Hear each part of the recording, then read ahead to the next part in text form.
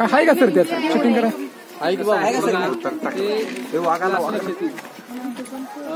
तुम्हाला लक्षात की समोर पिंड आहे आणि इथं नंदी आहे, म्हणजे हे सुद्धा महादेवाचं मंदिर आहे. परंतु याच्यानंतर काय झाले, खंडोबाचं मंदिर म्हणून केलेलं आहे. आता आतमध्ये मी गेलेलं लक्षात गेला मला की कसं आहे माहिती का, आता असं असतं की एखादा भाडेकरी आपण ठेवला आणि तो मालक जर गरीब असला आणि तो भाडेकरी त्याला मालक बनतो, तसं बी काही मंदिरं बरेचसे असे काय झाले ती मिक्सअप झालेले आहे, बळकावलेली गेलेली आहे. म्हणजे इकडले तिकडे तिकडे शैव आणि वैष्णव हा पण त्या काळामध्ये होतात बरं का. आता हे आहे म्हणजे हे काय आहे, एका शिवभक्ताची समाधी आहे, ही समाधी आहे बरं का. आणि भक्ताची इच्छा असते, औरंगजेबाची सुद्धा एक इच्छा होती की माझ्या गुरुच्या समाधी शेजारी माझी कबर असली पाहिजे. असं बरेचसे आहेत बरं का. म्हणजे गुरुच्या गोदमध्ये मला चिर शांती लाभेल असे त्या काळामध्ये सांगितलं जातं आहे का नाही. आपल्याला असं लक्षात. आता हे तुम्ही म्हणता एक खड्डा विचारताय, मी सांगितले त्या काळातले जे मंदिर आहे ना, आता हे सिमेंट आहे आणि इथं जे आहे ना हे इंटरलॉक सिस्टीम, हे माडपंथी मंदिराची स्टाईल होती की सिमेंटचा न वापर करता दगडाच्या खाचीमध्ये अडकावून आहे ना, असं इंटरलॉक सिस्टीम. त्याच्यामध्ये आणखीन हे उंचीला असायला पाहिजे. इथलं जे काही लक्ष काम आहे उंबरटा आहे नाही झाले अशा प्रकारचे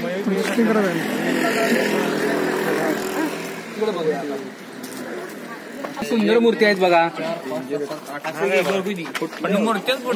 हो का, किती सुंदर मूर्ती आहेत बघा. तुम्हाला लक्षात येईल की त्या काळामध्ये भग्न झालेल्या आहेत मूर्त्या या सगळ्या आहे का नाही. या ज्या मूर्ती आहेत भग्न झालेल्या दिसतात आपल्याला आहे का नाही. आपल्याला लक्षात येईल का जे आपण लक्षात येईल ह्या मूर्ती ज्या आहेत की आता ह्यांची वाहनं जे आहेत वेपन्स आहेत त्या कसं झालीत, गुणवारा पावसानं झीज झालेलं आहे.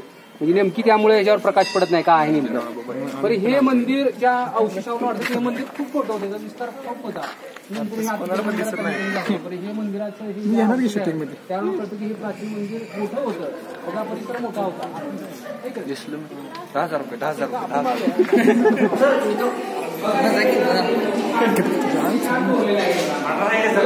त्याच्यावर लक्ष हे अलीकडे बघा. आणि तुम्ही हे मंदिराच्या पडकाम झाल्यानंतर हे अलीकडे सपोर्ट केलेला आहे. हे जे आहे त्याला काय म्हणतात, स्तंभ आहे. हे स्तंभ आहे, हे ह्या भागाला ह्याला कणी म्हणतात बरं का. आणि ह्याला हे तळखडा म्हणतात, ह्याला तळखडा म्हणतात. ह्याला तळखडा स्तंभ हे जे आहे कणी आहे का नाही. आणि हे अशा प्रकारचं या भागात किती घासून गुळगुळीत केलेलं आहे. म्हणजे हे माडपंथी मंदिराची शैली आहे. हे माडपंथी आणि त्यात हे द्रविड शैलीचं मंदिर आहे. द्रविड शैली म्हणजे दक्षिण भारतामध्ये जे बांधलेले मंदिर आहे हे त्या द्रविड शैलीमधलं हे मंदिर आहे. मंदिराचे दोन शैली असतात, नागर शैली आणि द्रविड शैली. त्यात एक द्रविड शैली दक्षिणेतली द्रविड शैली मंदिरांची. आणि अशा प्रकारचं बघा हे इतकं प्राचीन मंदिर आहे. ह्या मंदिरांच्या तुम्हाला ह्याच्यावर दिसेल अवशेषावर एकदम प्राचीन मंदिर आहे बघा. हे गणेश पट्टी आहे, ह्याला काय म्हणतात गणेश पट्टी आहे. या पट्टीवरून सुद्धा आपल्याला लक्ष दिलं नाही. आता आपण काय करतो माहिती का, स्टाईल मध्ये आपल्या घरावर लावतो बघा. महाराजांचं लावतो, गणेशचं लावतो, ज्या त्या धर्मांचं असेल त्यांचं लावतो. मग इथं मी सुद्धा बघा हे मंदिर हे गणेश आहे का नाही. म्हणजे ह्याच्यावर लक्षात येतं आपल्याला की हे सुद्धा आता हे बघा मधीपिंड आहे. त्यानंतर मूर्ती बसवलेल्या आहे की नाही. खंडोबा म्हणजे गावामध्ये जे कमी आहे ते आपण निर्माण केलं आहे, परंतु हे मूळ मंदिर महादेवाचंच आहे बरं का. हे आपलं लक्षात येईल तुम्हाला. द्वारशाखा आहे. रामलिंगामध्ये द्वारशाखेला काही दुसऱ्या असं मूर्ती आहेत. त्याच्यावरनं ह्या द्वार ही शलाका पट्टा म्हणतात. शलाका पट्टा म्हणजे कपाळावर जे आपण असतो त्याच्यावर आपल्याला कळतं हिंदू आहे का मुस्लिम आहे ख्रिश्चन आहे, त्यावर हे कळतं मंदिर कोणाचं आहे का नाही. अशा प्रकारचं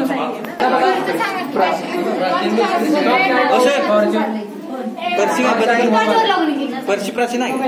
पर्शी बदलले काय झुंबर बसवलंय बघा. म्हणजे त्या काळामध्ये किती सुंदर डिझाईन आहे बघा त्याची. झुंबर याला झुंबर होतं. आपल्या घरामध्ये बी झुंबर असतं रे हो. म्हणजे परमेश्वरला देवाला सुद्धा झुंबर होती. आज देवालाही असंच आहे, झुंबर आहे झुंबर का. आणि हे दगडावर दगड ठेवून हे केलेलं आहे. म्हणजे किती सुंदर काय डिझाईन केलेलं आहे बघा. तुम्हाला लक्षात येईल आहे की नाही. आपल्याला त्या डिझाईन मध्ये तुम्ही बघा नीट प्रकाश टाका बघा. किती सुंदर डिझाईन आहे. आणि काही तिथं बी देवता कोरले असतात. देवता बरं त्या देवतावर आपण लक्ष देतं. म्हणजे का 12 अवतार म्हणले जाते की नाही? म्हणजे अवताराचे प्रकार, देवाचे अवताराचे प्रकार सुद्धा कोरलेले असतात, तिचं नाही आता. हे आहे तुम्हाला लक्षात येईल, डिझाईन वगैरे बघितलं तर तुम्हाला लक्षात येईल किती सुंदर एकदम म्हणजे सजावट केलेली आहे. शिल्पकाम केलं, याला शिल्पकाम म्हणतो आपण. मूळ त्या काळामध्ये घासून चकचकीत गुळगुळीत केलं जायचं. अलीकडले आहे बरं का. ह्या मूर्ती सुद्धा अलीकडल्या आहेत, खंडोबांचे वगैरे बसवले, हे अलीकडे बसवले. ही जी आहे बघा, हे लिंग आहे का नाही? लिंग आपल्याला दिसतंय आहे, हे बी अलीकडले बसवले आहे. ते मूळ लिंग आहे, ते नंतर बसवलेले आहे का नाही? हा, हे लिंग म्हणजे काय? शंकराची पार्वती त्यांची हे लिंग म्हणजे काय? शंकराची पार्वतीचे मिलन आहे का? आपण हे बघतो की हे